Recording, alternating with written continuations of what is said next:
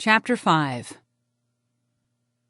Jump way back to one day outside Brumbach's department store, where people are stopped to watch somebody's dog lift its leg on the nativity scene, Evie and me included. Then the dog sits and rolls back on its spine, licks its own lumpy dog-flavored butthole, and Evie elbows me. People applaud and throw money.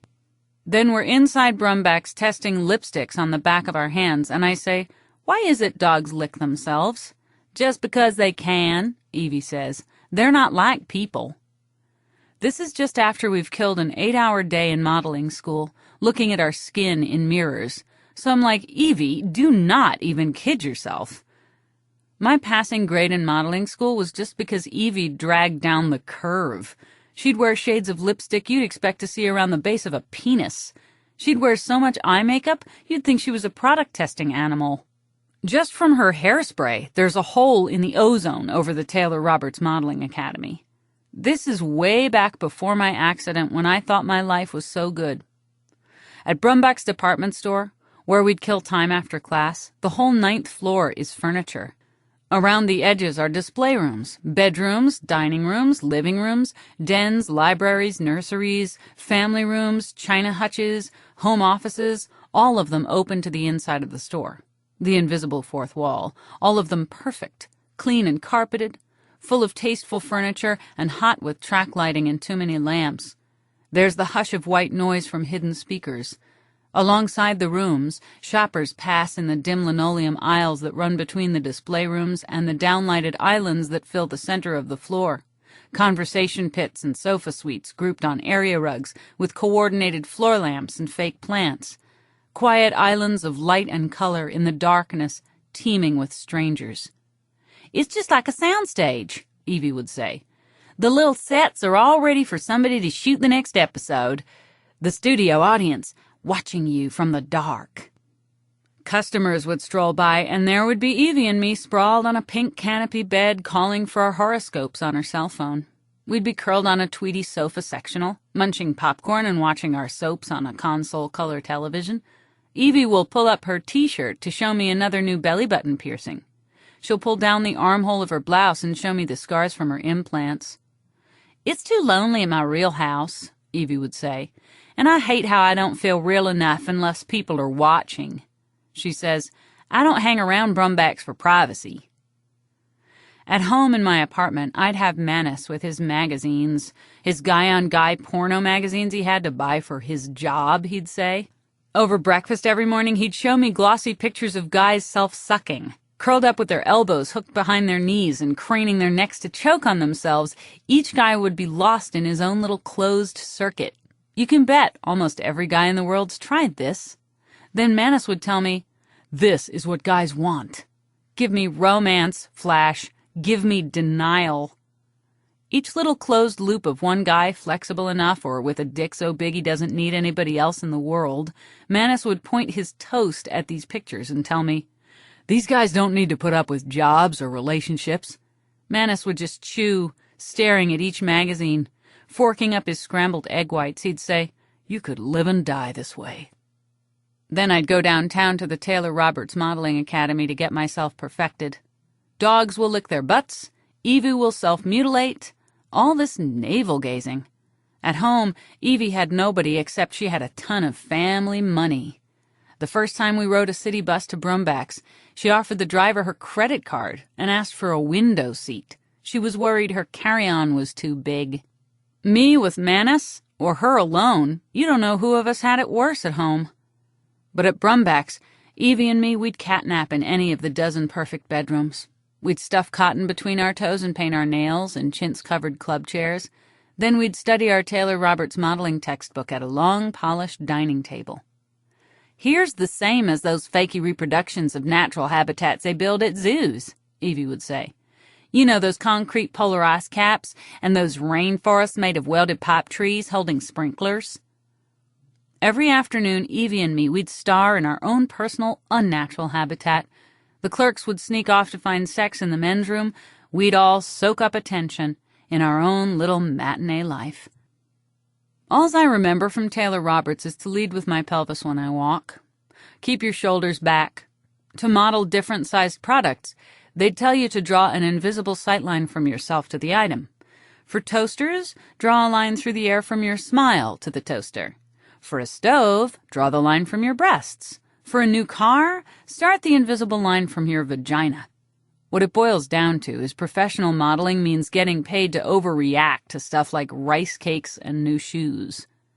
We drink Diet Colas on a big pink bed at Brumback's, or sit at a vanity, using contouring powder to change the shape of our faces while the faint outline of people watched us from the darkness a few feet away. Maybe the track lights would flash off somebody's glasses. With our every little move getting attention, every gesture, everything we said, it's easy to pick up on the rush you'd get. "It's so safe and peaceful here," Evie'd say, smoothing the pink satin comforter and fluffing the pillows. "Nothing very bad could ever happen to you here. Not like at school or at home." Total strangers would stand there with their coats on, watching us. The same as those big talk shows on television. It's so easy to be honest with a big enough audience. You can say anything if enough people will listen. "Evie, honey," I'd say, "there's lots worse models in our class.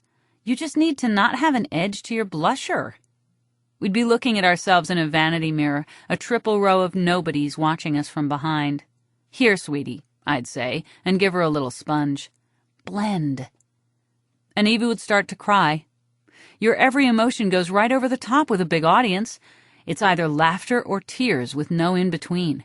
Those tigers in zoos, they must just live a big opera all the time. "It's not just my wanting to be a glamorous fashion model," Evie would say. "It's when I think of my growing up. I'm so sad." Evie would choke back her tears. She'd clutch her little sponge and say, "When I was little, my parents wanted me to be a boy." She'd say, "I just never want to be that miserable again." Other times we'd wear high heels and pretend to slap each other hard across the mouth because of some guy we both wanted. Some afternoons we'd confess to each other that we were vampires. "Yeah," I'd say, "my parents used to abuse me too. You had to play to the crowd." Evie would turn her fingers through her hair. "I'm getting my guiche pierced," she'd say. "It's that little ridge of skin running between your asshole and the bottom of your vagina." I'd go to flop on the bed, center stage, hugging a pillow, and looking up into the black tangle of ducts and sprinkler pipes you had to imagine was a bedroom ceiling. "It's not like they hit me or made me drink satanic blood or anything," I'd say. "They just liked my brother more because he was mutilated." And Evie would cross to center stage by the early American nightstand to upstage me. "You had a mutilated brother?" she'd say. Somebody watching us would cough. Maybe the light would glint off a wristwatch. "Yeah, he was pretty mutilated, but not in a sexy way. Still, there's a happy ending," I'd say. "He's dead now." And really intense, Evie would say, "Mutilated how? Was he your only brother? Older or younger?" And I'd throw myself off the bed and shake my hair. "No, it's too painful." "No, really," Evie would say. "I'm not kidding." "He was my big brother by a couple of years. His face was all exploded in a hairspray accident, and you'd think my folks totally forgot they even had a second child." I'd dab my eyes on the pillow shams and tell the audience, "So I just kept working harder and harder for them to love me." Evie would be looking at nothing and saying, "Oh, my shit. Oh, my shit." And her acting, her delivery would be so true it would just bury mine. "Yeah," I'd say. "He didn't have to work at it. It was so easy. Just by being all burned and slashed up with scars, he hogged all the attention." Evie would go close up on me and say, "So where's he now, your brother? Do you even know?" "Dead," I'd say, and I'd turn to address the audience. "Dead of AIDS." And Evie says, "How sure are you?" And I'd say, "Evie?" "No, really," she'd say. "I'm asking for a reason." "You just don't joke about AIDS," I'd say, and Evie'd say, "This is so next to impossible." This is how easy the plot gets pumped out of control. With all these shoppers expecting real drama, of course, I think Evie's just making stuff up. "Your brother," Evie says, "did you really see him die? For real? Or did you see him dead? In a coffin, you know, with music? Or a death certificate?" All those people were watching. "Yeah," I say, "pretty much." Like I'd want to get caught lying. Evie's all over me. So you saw him dead or you didn't? All those people watching. Dead enough, Evie says. Where? This is very painful, I say, and I cross stage right to the living room. Evie chases after me, saying, Where? All those people watching. The hospice, I say. What hospice? I keep crossing stage right to the next living room, the next dining room, the next bedroom, den, home office, with Evie dogging me and the audience hovering along next to us. You know how it is, I say. If you don't see a gay guy for so long, it's a pretty safe bet. And Evie says, So you don't really know that he's dead? We're sprinting through the next bedroom, living room, dining room, nursery, and I say, It's AIDS, Evie. Fade to black. And then Evie just stops and says, Why? And the audience has started to abandon me in 1,000 directions. Because I really, really, really want my brother to be dead. Because my folks want him dead. Because life is just easier if he's dead. Because this way I'm an only child. Because it's my turn, damn it, my turn. And the crowd of shoppers is bailed, leaving just us and the security cameras, instead of God, watching to catch us when we fuck up. Why is this such a big deal to you? I say. And Evie's already wandering away from me, leaving me alone and saying, No reason. Lost in her own little closed circuit, licking her own butthole, Evie says, It's nothing, saying, Forget it.